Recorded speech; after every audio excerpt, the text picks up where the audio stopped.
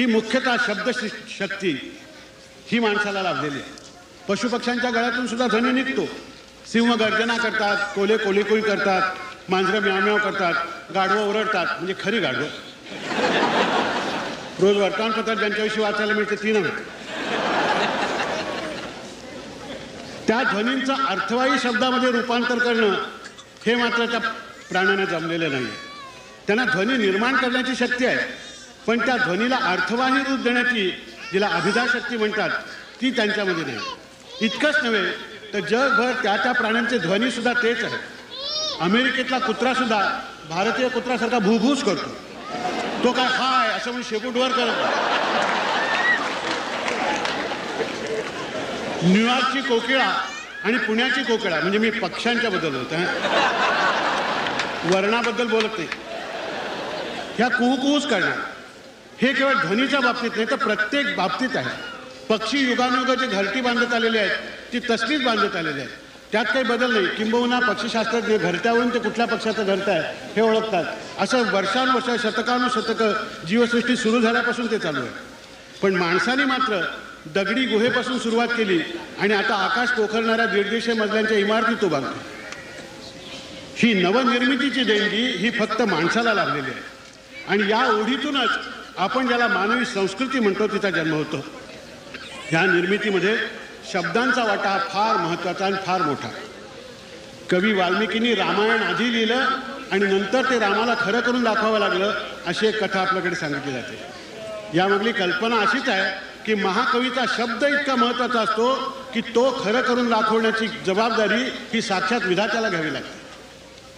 मानवी व्यवहारामध्ये सगळ्यात जर महत्त्वाचं चलन कुठलं असेल तर ते म्हणजे शब्द आणि त्यातून तयार होणारी भाषा. शब्दांच्या चलनवलनाशिवाय सगळा मानवी व्यापारच कोसळून पडेल.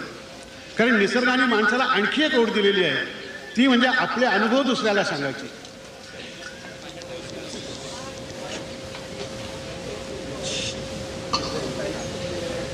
ही ओढ प्राण्यांना नाही, ही फक्त माणसालाच असते. आणि ती इतकी असते की अहो हे कोणाला सांगू नका बरं का, अशी सुरुवात करून एखादा ग्रस्त किंवा सत्याच्या अधिक जवळ जायचं म्हणजे एखादी महिला ही दुसऱ्या महिलेला सांगत असते. कुणाला सांगू नका बरं का म्हटल्याबरोबर हे जवळजवळ 100 लोकांना सांगितलं जाणार आहे याची तिला खात्री असते, म्हणूनच ते सांगितलेलं असतं. आपल्याला काय वाटतं ते अनेकांना कळावं. बरं, जो सांगायचा अनुभव असतो तो काही विशेष मोठा असतो असं नाही. आपल्या मुलीचं लग्न अचानक ठरलं, अनुभव असतो. नवीन काय असतं, मुली म्हटल्यावर लग्न ठरायचं ते अचानकच ठरत असतं. 10 वर्ष ठरलेलं लग्न वगैरे याबद्दल कोणी सांगत आता परवा पहिल्यांदा ठरलं, खरं नसतं ते. परंतु लहान सांगतो आता सूर्योदय हा काय नवीन अनुभव आहे. तुम्ही आम्ही सगळ्यांनीच ॲट अवर अर्लिएस्ट कन्व्हिनियन्स कधी कधी सूर्य उगवताना पाहिलेला आहे. परंतु कवी त्याच्यावरती कविता रचत असतात, अरुणोदयावर कविता रचत असतात. नुसते कविता लिहून थांबत नाहीत तर मासिकात छापून आणतात. आपण गाफील असलो तर खिंडीत गाठून आपल्याला ऐकवतात सुद्धा. उद्या कविता कशा ऐकवणार आहेत असं समजू नका. बरं आहे, दरवेळेला काय आपण ऐकतो हे काही भूतदयेच्या भावनेनीच किंवा गरीब प्राण्यावर दया असावी ह्या भावनेने ऐकतो असं नाही. ते ऐकण्यात आपल्यालाही आनंद होतो. म्हणजे दुसऱ्याला सांगणं ही जशी आपल्याला ओढ असते तसं दुसऱ्याचं ऐकणं ही देखील ओढ असते. आणि हे सांगणं दुसऱ्याला ऐकत राहावं असं कसं वाटेल अशा प्रकारे सांगण्याची जी गोष्ट आहे, त्यामुळे आणखी एका गुणाचा ह्या भाषेला लाभ होतो, तो म्हणजे सौंदर्याचा. आपण कवितेला दाद देताना काय म्हणतो, काय सुंदर झाली कविता. कविता सूर्याच्या माहितीविषयी ओतप्रोत भरलेली आहे असं काही त्याच्यावर म्हणत नाही आपण. म्हणजे भाषेचा उपयोग हा केवळ उपयुक्तता म्हणून काय आपण करत नसतो. सूर्योदयाची उपयुक्त माहिती पंचांगात मिळते. सूर्योदय 6:04 अमुक घटका अमुक फळे, या दोन्ही गोष्टी मला अजून कळलेल्या नाहीत. अशी ही माहिती घ्या नाही तर घेऊ नका, take it or leave it, अशा रीतीने दिलेली जाते. परंतु तोच सूर्योदय ज्यावेळेला घनश्याम सुंदरा श्रीधरा अरुणोदय झाला, उठी लवकरी वनमाळी उदया चली मित्राला असं सांगत येतो, छंदात गुंफलेल्या शब्दातून येतो, त्यावेळेला आपल्याला सूर्योदयाच्या वेळच्या प्रसन्नतेची आनंदाची अनुभूती देणारी ती एक नवनिर्मिती होते. तिला आपण कविता म्हणतो. ती लताच्या गळ्यातून ऐकल्यानंतर मग तर प्रत्यक्ष सूर्योदयाच्या दर्शनापेक्षा त्या परिचित भाषेतून आणि तालासुरातून जे दर्शन घडतं ते अधिक मोहक असतं. तो एक आनंद देणारा अनुभव होतो. ही किमया भाषा घडवते. आपल्या सगळ्यांच्या व्यक्तिमत्वाचा भाषा हा एक निराळा करता न येण्यासारखा भाग होतो. व्यक्ती म्हणून जगत असताना ज्या समाजात आपण राहतो त्या समाजाशी आपल्याला जोडणारा समान भाषा हा दुवा होतो. भौगोलिक काही इतर कारणांनी माणसांच्या समूहाचं दळणवळण सीमित होतं. अशा समाजापुरती मर्यादित अशी भाषा तयार होते. 12 कोसावर भाषा बदलते असं आपण म्हणतो. त्याच दृश्य वस्तूंना किंवा प्रेम, राग, लोभ अशा भावनेने जाणवणाऱ्या त्याच अदृश्य अनुभवांना निरनिराळी ध्वनिरूपं लागतात. तहान लागल्याबरोबर एका समूहातला माणूस पाणी मागायला लागतो, तर दुसरा वॉटर मागायला लागतो, तिसरा मद्रासकडचा मनुष्य असला तर तण्णी मागायला लागतो. फ्रेंच माणसाला समजा जर कधी पाण्याची तहान लागली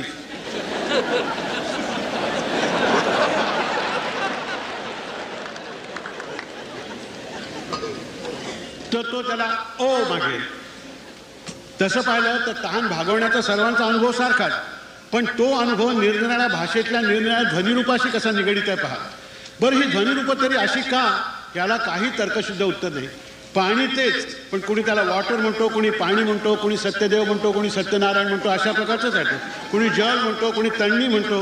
हे असं का, याला काही उत्तर नाही आहे. एवढंच नव्हे तर ध्वनिरूप एक असून सुद्धा त्याचे संदर्भ अगदी निराळे असू शकतात. आता सत्कार हा शब्द आपण मराठीत शाल, श्रीफल वगैरे अर्पण करून जो स्टेजवरती सत्कार करतो, खऱ्या खोट्या गोष्टी त्या माणसाबद्दल बोलतो, फार महनीय आहेत वगैरे म्हणतो, अष्टपैलू आहेत वगैरे म्हणतो, म्हणजे एक न धड भाराभर चिंध्या म्हणायचं असतं. परंतु अशा वेळेला करतो तो सत्कार झाला त्यावेळेस हा. पण हाच सत्कार शब्द बंगालीमध्ये जर वापरला तर जमीन आसमानाचा फरक आहे. म्हणजे मराठीमध्ये जो सत्कार स्टेजवर होतो तो बंगालीत करायचा असला तर ते प्रेतदहन होतं. बंगाली बाबूचा सत्कार झाला म्हणजे गेले. सत्कार हाच शब्द. आता मला सांगा, एकाच ध्वनिरूपाचे इतके अर्थ होतात. ते काय काय असे ना, पण एक मात्र खरं आहे की उपयुक्त व्यवहारासाठी म्हणा किंवा आनंदासाठी म्हणा, हे शब्द, त्या शब्दातून घडलेली भाषा, आपलं व्यक्तिमत्व हे सगळं एकरूप होऊन जातं. आता इथेच पाहणं, एका दूरच्या देशात आपण सगळेजण मराठी माणसं म्हणून जन्मलो. तसं पाहिलं तर या समुदायामध्ये ज्ञानविज्ञानाच्या शाखेमध्ये फार मोठी मान्यता मिळवलेली, तज्ज्ञता मिळवलेले डॉक्टर आहेत, इंजिनियर आहेत, कारखानदार आहेत, विद्वान आहेत, विदुषी आहेत, तंत्रज्ञ आहेत, तंत्रज्ञ आहेत. पण आपल्या निराळेपणाची आणि श्रेष्ठतेची ही सगळी महावस्त्र बाजूला ठेवून मराठी एवढ्या एकाच भावनेने आपण इथे एकत्र आलेले आहोत.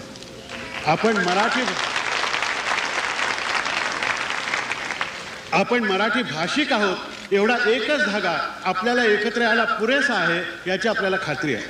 अमेरिकेसारखा हा महाप्रचंड, महाबलाढ्य, महाश्रीमंत देश, ज्या भारतीय वातावरणात आपण बालपणापासून वाढलो त्याच्यापेक्षा अगदी निराळं वातावरण असलेला हा देश, त्यात मराठी माणसांची संख्या तर किती असणार. ही मूठभर माणसं एकत्र येऊन असं काय साधणार आहेत, असल्या संमेलनाचा फायदा काय, अशा प्रकारचे प्रश्न या संमेलनाचं आयोजन करणाऱ्यांच्या कानावर प्रत्यक्ष अप्रत्यक्षतेने पडलेले असणार आहेत. अमेरिकेत आले तरी असले शंकासूर सगळीकडे असतात. पण आपण कुठल्या तरी समान धाग्याने एकमेकाशी बांधले गेलेलो आहोत. ह्या आनंद देणाऱ्या अनुभूतीची माणसाला जी निसर्गदत्त ओढ असते ती या असल्या संमेलनाच्या मुळाशी असते. इथे रुपया आणण्यामध्ये याचा फायदा बघायचाच असतो. इथे आलो आम्ही, ह्या ओढीत पुरतं आलो आणि एकत्र आलो, हाच त्याचा आनंदाचा भाग होतो.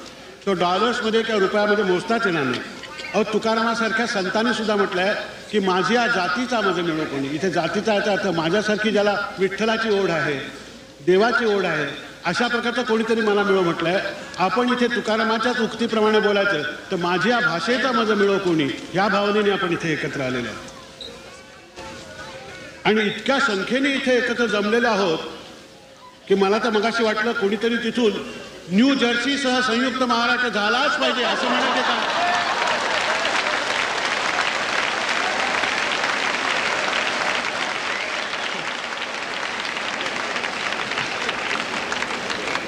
असं तिथून ओरडेल आणि मी झालाच पाहिजे असं म्हणेन इथून. असं मला काही झालाच पाहिजे म्हणायला काही लागत नाही आपल्याला, तेवढं ओरडावं लागतं. तर असं मला सारखं वाटत आलेलं आहे. पण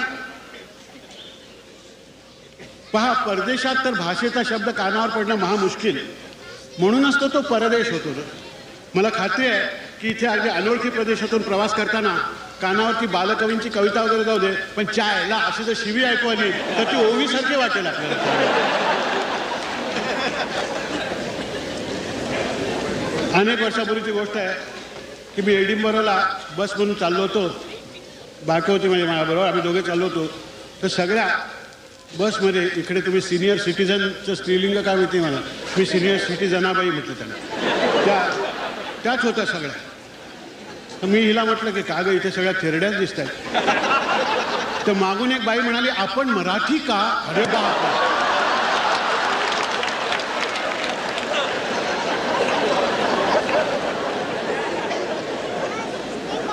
मराठी साहित्य कथा एडिनबरात अपमृत्यू ही बातमी माझ्या डोळ्यापुढे दिसायला लागली. भयंकर अवस्था हो. पण ती बाई आली आणि मग तिने आम्ही कुठले काय सगळी चौकशी मराठीतून केली. स्कॉटिश बाई होती, तिचे लहानपण नगरला गेलं होतं, तिथे तिचे आई वडील मिशनरी होते आणि लहानपणापासून पहिल्यांदा कानावर तिच्या मराठीच पडलेली होती आणि ती मराठी बोलत होती आमच्याशी. आणि कित्येक दिवसांनी मराठी बोलणारी माणसं भेटला तर तिला आनंद होता. तिने आपल्या इतर मैत्रिणींना दुसऱ्या दिवशी आपल्या घरी जेवायला बोलवलं आणि आमची ओळख करून दिली, माझ्या माहेरची माणसं.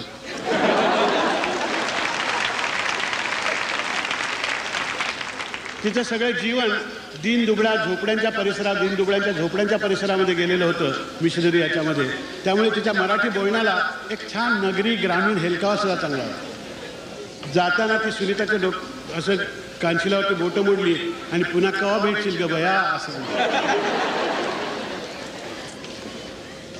आमच्या डोळ्यातून त्या बाईने पाणी काढलं. कोण कुठली स्कॉटिश बाई, पण या मराठी भाषेने आमच्यातली वंश धर्म जात सगळी बंधनं क्षुद्र ठरवून एका भाषेच्या नात्याने आम्हाला जवळ आणलेलं होतं. ह्या शब्दांची किमयाच अशी मजेदार आहे. मला तर वाटतं की प्रत्येक शब्द हा आठवणीच्या पेटीच्या किल्लीसारखा असतो. मनश्चक्षूंच्या पुढे एकदम एखादं स्मृतिचित्र उभं करण्याची शब्दांची ताकद ही विलक्षण असते.